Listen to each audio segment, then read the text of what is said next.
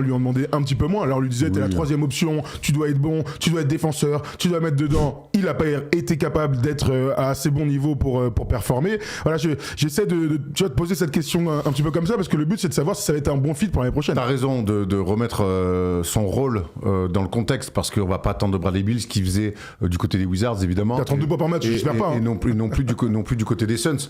On sait que James Harden est le créateur et le système de cette équipe-là, donc ça va déjà lui laisser beaucoup plus d'espace. Donc maintenant, je suis curieux de le voir. Peut-être on sait que c'est un mec adroit, Bradley Beal, donc peut-être dans un rôle un peu plus shooter, un peu moins à la création. Bon, à Phoenix, on se souvient qu'on a même essayé de faire jouer meneur, qui redevienne un vrai deuxième arrière sur de la sanction, justement pour sanctionner les aides sur Kawhi, sur James Harden, sur pick and roll. Mais encore plus, tu te souviens, Derrick Jones Jr. avait été pointé du doigt, ils avaient eu du mal à. S'il amène de la régularité dans l'adresse, et après on sait qu'il est quand même capable sur du talent de mettre un peu de drive, du drive and kick, parce que c'est quand même un mec, un vrai bon joueur de basket. S'il est dans ce registre-là, ça sera tout bénef pour eux.